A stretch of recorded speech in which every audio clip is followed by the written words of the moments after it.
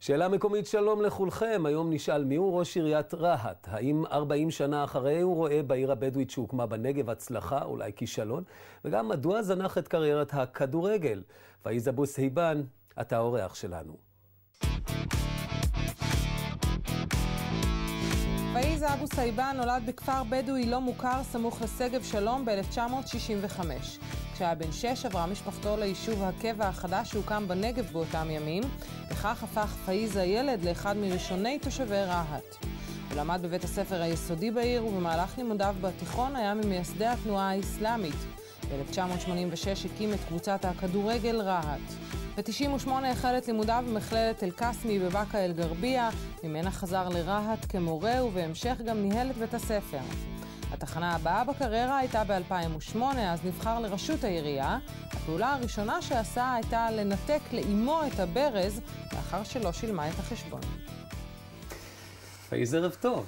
ערב טוב. ככה מתנהגים לאמא? לקחת לה את המים? קודם כל, ראש רשות צריך להיות דוגמה לאחרים גם, לשאר התושבים שלו. זה היה בתחילת הדרך שלי, באמת בחודש הראשון שלי, כשאני נכנסתי לכיסא העירייה, אז הסתכלתי על החובות של התושבים, ומצאתי אמא שלי מככבת שמה. אז זה לא אמא, זה האחים שלי שגרים אצלה, ואת האמת אני ביקשתי מהם לשלם. אמרתי להם, חבר'ה, תשלמו, אנחנו צריכים להיות דוגמה. הפסקנו להיות כאילו סרבני תשלום, אנחנו צריכים להיות תמיד הראשונים בעניין התשלומים. אז המשיכו לסרב. אז באתי לזקנה, אמרתי לה, אמא, כל הילדים שלכם חייבים לשלם ארנונה. אז אמרה לי, הבן שלי, מה אני אעשה? הם לא רוצים. אז אמרתי, תשמעי, אני הולך להביא לך משטח מים מינרליים. תשתי ממנו, תבשלי, תעשי את הכל, בינתיים אני נתק את המונה לכמה שעות על מנת שהם יבואו לגבייה וישלמו. ואל תתני להם אפילו בקבוק אחד. אמרתי לה את זה. העניין הזה לא לקח 4 שעות. כן. ניתקתי את המונה, אפילו מנהל הגבייה, הוא יהודי גם, אמר, פאיז, תשמע, אתה ראש רשות, אתה עושה לעצמך פדיחת פה בעיר, יתקפו אותך. אמרתי, תשמע, זאת אמא שלי, ואני רוצה לנתק לה את המים. אם אתה לא מנתק, אז אני מנתק אותך מהגבייה, אני זורק אותך החוצה. אז באמת זה עבד, באו החבר'ה, נתקו את המונה, אחרי 4 שעות, באו אחים שלי, שילמו 10,000 שקל במזומן לקופת העירייה, החזרתי את המונה, והמים המינרליים נשארו ליד הזקנה גם. ואתה חושב שהם יבחרו בך בפעם הבאה? תשמע, אם אני עושה דוגמה אישית לעצמי ומתחיל בבית קודם כל, אז הרי זה עבד טוב מאוד. כי התושבים מבקשים כל פעם הנחות מראש הרשות, ראש העיר, אז הגבייה אומרים להם, חבר'ה, זה ראש רשות עובד ישר, אם הוא נתק את המונה של אמא שלו, הוא לא ייתן לך הנחה עבור המים. המים צריך לשלם. בוא נחזור אחורה להיסטוריה במהלכה. את המים שאבנו מבארות ולא מהרשות המקומית, ואתה גדלת במה שהיה לפני רהט. כן. איך זה נראה? את האמת, לא היו ברזים. אני בעצמי ירדתי לבאר עם הדלי, ומשכות, הייתי ילד קטן, בן 5-6, לא היה הרבה מים בבאר, אז הלכתי לפינות לחפש את המים, וזה היה חושך שם בתוך הבאר, אז משם שאפנו את המים. הילדות שלי כמעט, זה לא הרבה שנים ביישוב הלא מוכר שליד שגב שלום, אלא כמה שנים, 2-3 שנים, זה מה שאני זוכר, זה נחרט בראש שלי. אני מכיר את המקומות שם, מכיר את התאנים שלנו, מכיר את הענבים, וגם מכיר את הבאר שלנו, ואני כל חודש, תתפלא, כל חודש אני מבקר שם. אפילו אשתי אומרת לי, תשמע, היא נולדה ברחובות. אמרת לי, מה אתה עושה שם במדבר הזה? אין כלום, אין ירק, לך לרחובות. אז בן אדם, איפה שהוא גדל, הוא אוהב את המקום שהוא באמת נולד. תגיד לי, אנחנו עוברים מאותו מקום שבו נולדת, יישוב לא מוכר, לעיר? כן. למה לעבור לעיר? תשמע, לא היו בתי ספר בקרבת האוהל שלי וגם את השבט שלי, לכן בשנת 71, אז החליט אבא שלי, זכרונו לברכה, לעבור לרהט. עדיין לא קראו לה רהט, זה היה יישוב ששייך לבני שמעון, מועצה אזורית בני שמעון. והיה בו בית ספר שהוא שייך באמת למועצה אזורית בני שמעון. ושם אני התחלתי את החיים שלי, את הלימודים שלי, וזה היה מאתגר בהתחלה. אנחנו העתקנו את האוהל ליישוב שקראו לו רהט, זה אותו אוהל, אבל בנוסף יש לך מים ויש לך גם בית ספר. שזה איזושהי הקלה במשהו. בדיוק. ושם אתה גם מתחיל את דרכך הפוליטית, ובין היתר, ממקימי התנועה האסלאמית. שאתה יודע, אצל רוב הישראלים מדובר בצמד מילים לא סימפטי. כן. את האמת, אני הייתי ממייסדי התנועה האסלאמית בשנת, כמעט התחלת שנת 84 אפילו. זה יותר מוקדם, על ידי איזה שייחים שהיו באים אלינו ליישוב רהט ונותנים דרשות במסגדים. את האמת, הבדואים קרובים לדת, הרי מטבע המסורת שלהם הם אנשים דתיים, נאמנים, יש להם סבלנות, הם גם כאילו סולחים. אז זה עיקר הדת, איך אתה מתנהג עם האדם. אז לא היה חסר להם אלא המילה דת. אז באמת אנחנו כצעירים, בהתחלת החיים שלנו, הקמנו את התנועה האסלאמית ודגלנו בהתחלה בדברים חברתיים. אין פוליטיקה, לא מדברים על פוליטיקה. זהו, אתה תמיד מדגיש את העניין החברתי בתנועה האסלאמית, ובכל זאת, כשאנחנו רצינו ללמוד על התנועה ועליך דרך כתבים על התנועה האסלאמית, שום דבר לא כתוב בעברית. יכול להיות שזאת טעות באמת, שאנחנו צריכים להסביר את עצמנו גם לציבור הישראלי. יראו את התנועה האסלאמית כהיא גוף לגיטימי, נמצא במדינת ישראל, שהוא דוגל בשלום, דוגל בזכויות של ערבי ישראל, גם לבדואים, ופשוט מאוד יכול להיות בעניין הזה יש לנו באמת טעות שאנחנו צריכים להסביר את עצמנו. ואת זה אתה חייב להסביר לי, אתה דוגל בשלום וגם בדו-קיום, אבל ביום הנכבה החלטת להשבית את העיר. תשמע, על פי חוק אני לא השבתתי העיר, אבל התושבים שלי, הרי יש גם חוק במדינת ישראל, שמוסד שהוא שייך למדינת ישראל, אסור לא להשבית את ה... אילו יכולת, וזו הייתה החלטה שלך ומותרת על פי חוק, היית משבית. הייתי משבית, כן, לאור הזדהות על מה שקרה באמת עם הערבים בישראל, אלה שכאילו הפקיעו את הקרקעות שלהם, גם גרשו אותם מהכפרים שלהם. זה דבר מצמרר שאתה רואה גם, אני בתור בדואי, לפני שנת 48 היו חיים בנגב 120,000 בדואים. אחרי היום... מה אתה אומר לי שהבדואים שותפים לאותו אסון של הקמת המדינה? 90% מהבדואים הם עזבו את הנגב, לירדן או למצרים או לאיזה מקומות. אז נשארו 12,000. יש לי קרובי משפחה מדרגה ראשונה, נמצאים בירדן. בני דודים שלי. אבא שלי רק נשאר פה.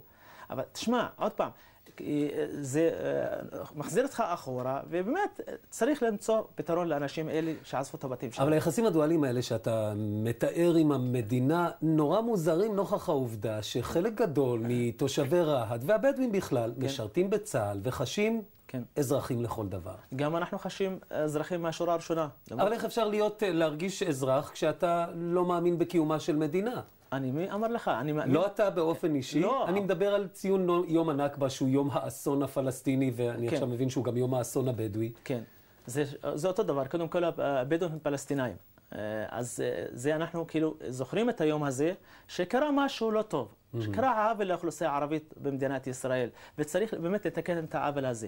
זה לא מונע ממני להיות אזרח מהשורה של מדינת ישראל, ששומר על החוקים, שנותן את הזכויות שלו, וגם שחי בדו-קיום עם השכנים שלו.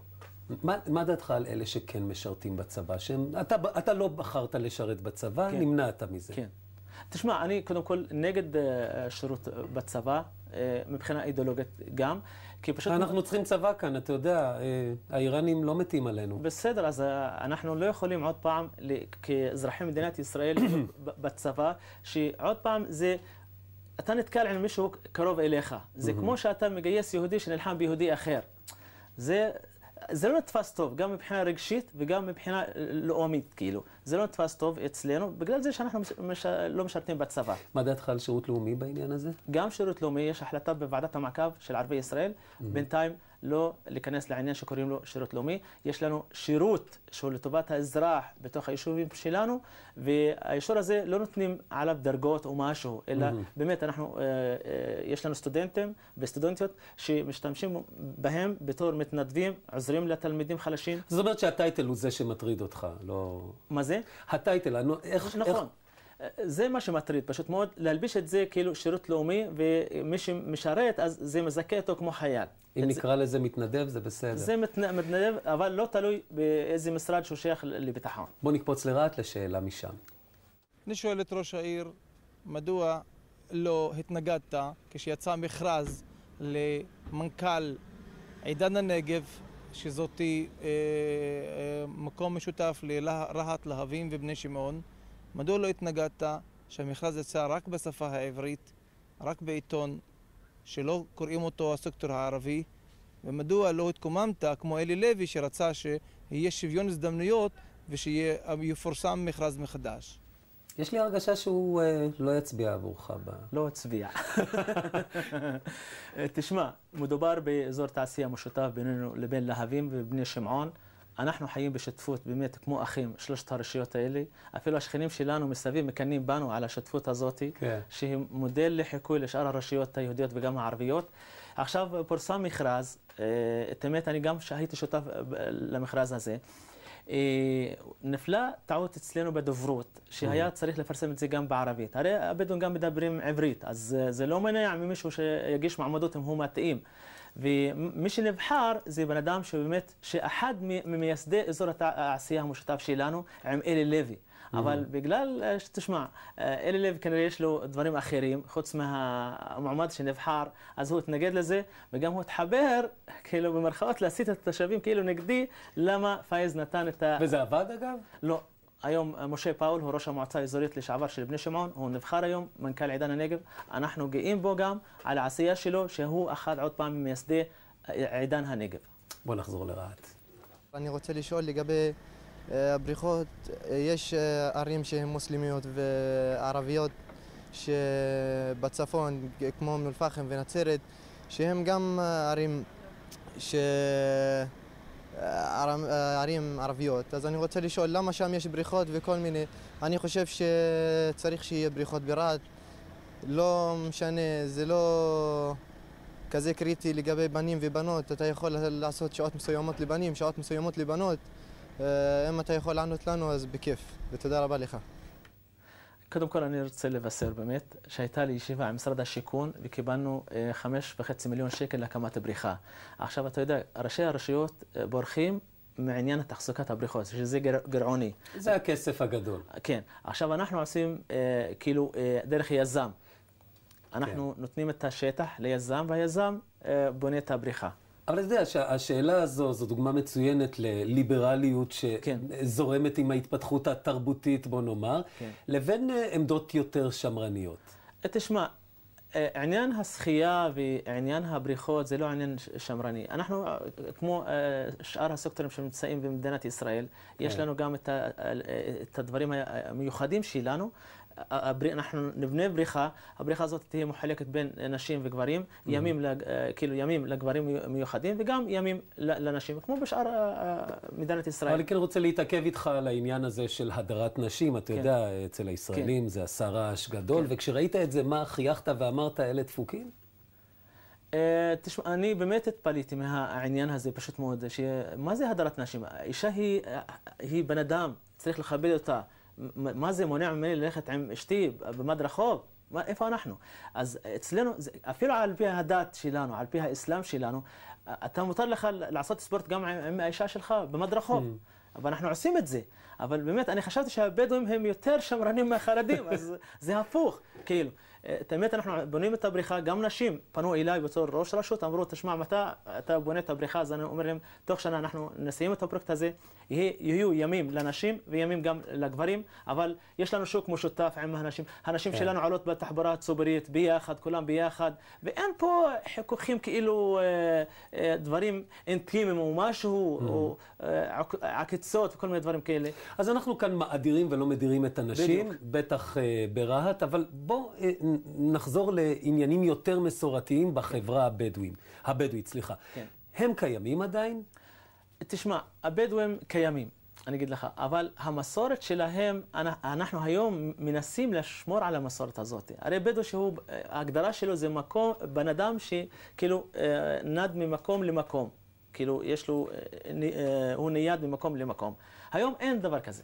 הבדואים היום נמצאים ביישובים קבועים, ויש יישובים הם לא מוכרים, שאנחנו קוראים להם לא מוכרים, כי אין להם תשתיות, אין להם חשמל, אין להם כלום.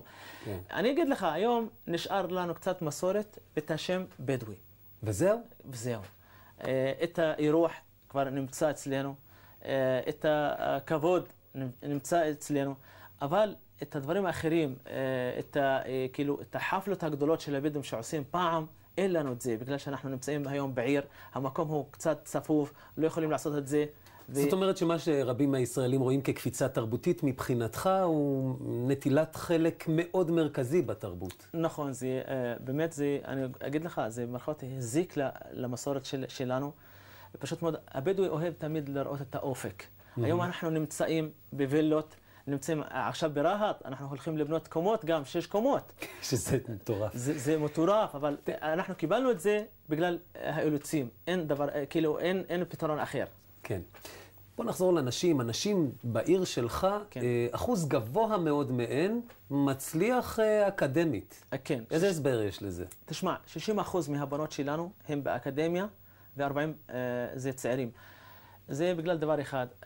עדיין אני אומר שאנחנו שומרים על המסורת שלנו. הרי הצעירה היא הולכת מבית הספר לבית, אין לה איפה לבלות. הצעיר הולך לבלות בבאר שבע, באיזה מקום, בתל אביב, אבל היא שומרת על המסורת הזאת בין בית הספר לבין כאילו הבית. אבל זה כן אומר שהחברה שלכם נעשתה ליותר ליברלית, אם מתירים לאותה בחורה ללמוד במוסדות אקדמיים, שלעיתים יש בהם גם מוסדות שיש בהם יהודים וישראלים ותרבות מתירנית. כן. את התרבות המתירנית כבר אנחנו נמצאים בתוכה, אי אפשר להתעלם ממנה, והצעירות שלנו לומדות אפילו בחו"ל. יש לנו היום כמעט 5 צעירות שלומדות בגרמניה ולומדות ברומניה וגם באיטליה. זה מהווה קפיצה עצומה בקשר לעניין האישה הבדואית. אבל אין סכנה בלפספס את הציבור הבדואי, את החברה, המשפחה הבדואית, בזה שאולי חלק מהגברים שלומדים במוסדות בתל אביב, או לא יודע איפה, יחזרו עם בחורות יהודיות, ישראליות, וגם יבלו איתן. תשמע, זה הפוך, אנחנו עכשיו בבעיה חברתית. הרי 60% מהצעירות שלנו לומדות באקדמיה, אבל 40% מהצעירים שלנו לומדים גם באקדמיה. יש יותר צעירות שלומדות באקדמיה, פחות צעירים. עכשיו יש לנו בעיה חברתית. צעירה שמסיימת תואר BA או MA, היא רוצה להתחתן עם מישהו שיש לו תואר מתאים לה. כן. אין לה את זה. עכשיו הפער הזה גדל, הולך וגדל.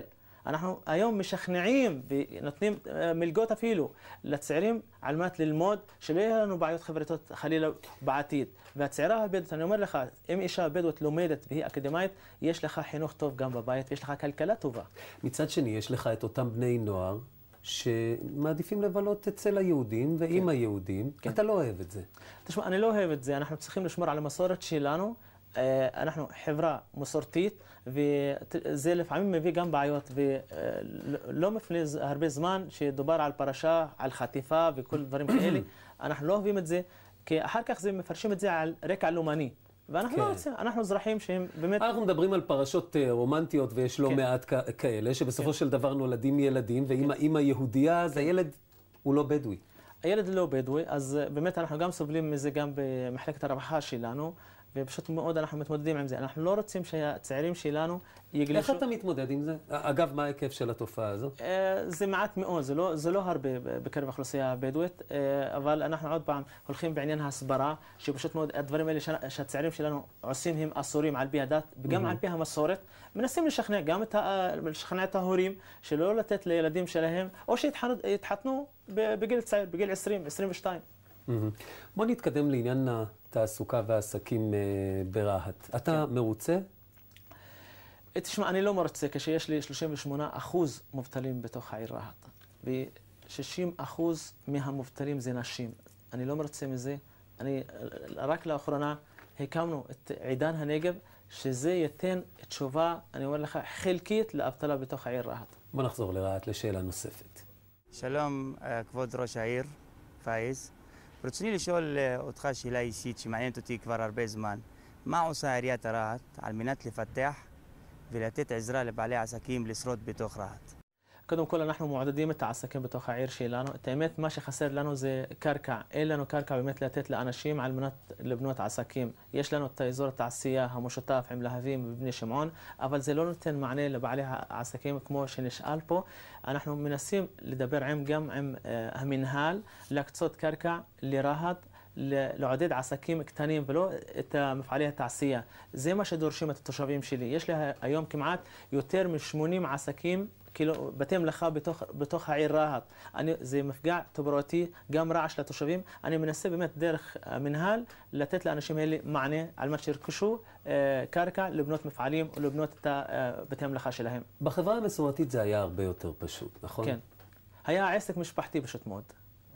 והיום אנחנו ממשיכים עם זה. היום אפילו משפחה שמבקשת ממך לגדל כמה כבשים בחצר הבית, היא לא מקבלת את האישור. נכון, בגלל שזה מנוגד לחוק, ואנחנו מנסים לאכוף את זה, אבל עוד פעם, אם אני רוצה לאכוף את זה, הרי התושב אומר לי, תשמע, תן לי מענה. הכבשים הם גדלו עם הבדואים, זה עניין של מסורת, ואי אפשר לנתק את המסורת מהבדואי. יש אנשים מבוגרים שהם מגדלים את הצאן לא בשביל הרווח, אלא בשביל המסורת, בשביל הכיף. כאילו לבלות את הזמן עם הכבשים האלה, לתת להם אוכל, לצאת קצת לחצר הבית. ואתה יודע, יש לנו בתוך רהט בית עם 2 קומות, קומה לכבשים וקומה לאנשים. זה נמצא בתוך העיר שלי. כן. אבל לאנשים האלה אין מענה. אני באמת מנסה לקדם עניין המכלאות בתוך העיר שלי על מנת לתת מענה לתושבים האלה ולהוציא אותם מתוך העיר מחוץ לה.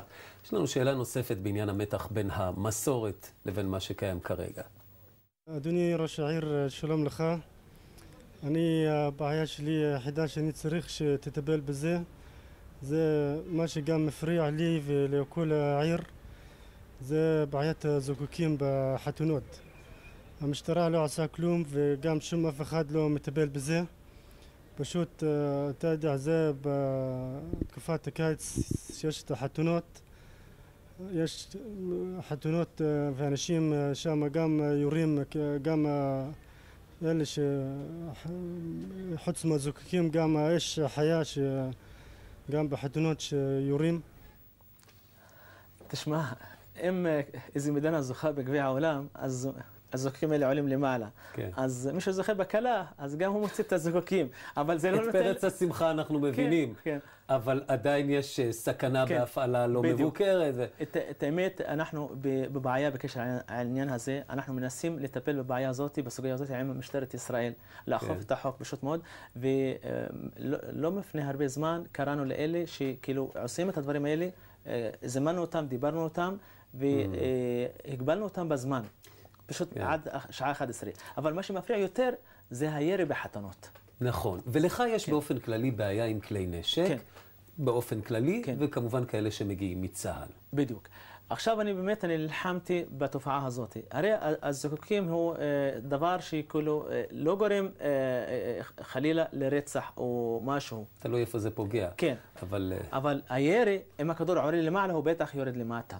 אם יורד למטה, יש לך צפיפות גבוהה מאוד בתוך העיר רהט. יורד על בית, או יורד אפילו על ראש של מישהו. אני מכיר את צעיר עכשיו, הוא בן 40, הוא מסתובב עם כדור בראש לפני 20 שנה.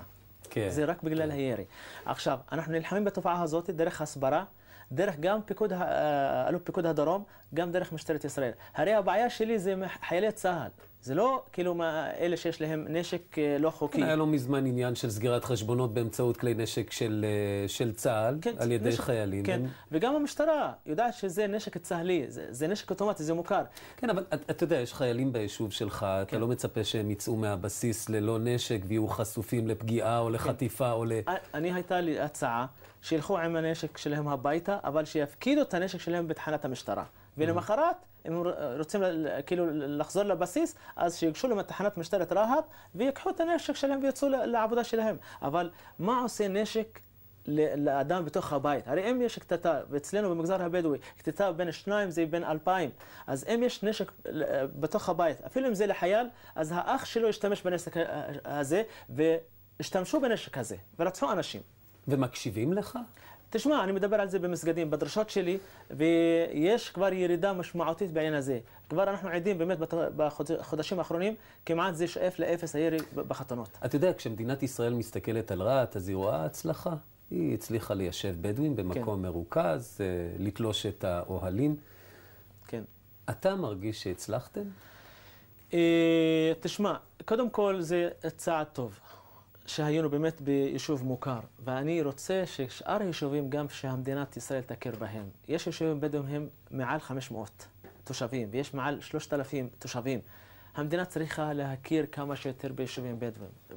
ותשמע, ההסדר שמדברים עליו, אף אחד לא מסכים להסכם הזה פשוט מאוד. שפשוט מאוד שהמדינה כל שנה צריכה להכיר בכמה יישובים, עד שתכיר בכל היישובים הבדואים. הרי הבדואים היו נמצאים לפני קום המדינה, ואתה בא ואתה מוציא אותו מהאדמה שלו. אתה צריך להגיע להסדר איתו, פשוט מאוד. והוא צריך גם להבין את הסוגיה הזאת. אבל השאלה היא אם הפתרון הוא באמת בעיר מסודרת, שאז, על כך דיברנו כל הזמן, תולשים את כל המהות של הבדואי. תשמע, הבדואים צריכים גם תשתיות וגם בתי ספר, ופשוט מאוד, בתוך היישוב שלי יש צפופות מאוד גבוהה. לכן, אני עוד פעם אומר שאם התושבים הבדואים רואים ברהט כאילו צפופה יותר מדי, הרי זה לא מושך אותם לגור בתוך יישוב קבע. והמדינה צריכה לטפח את היישובים הקבועים האלה ולתת להם הזדמנויות, להשקיע בהם מבחינת תשתיות, גם מבחינת בתי ספר, גם מבחינת את תחום השיפוט של היישוב. כן. פייז, הגענו לסיום, אבל לפני כן אנחנו רוצים לשמוע למי תפרגן.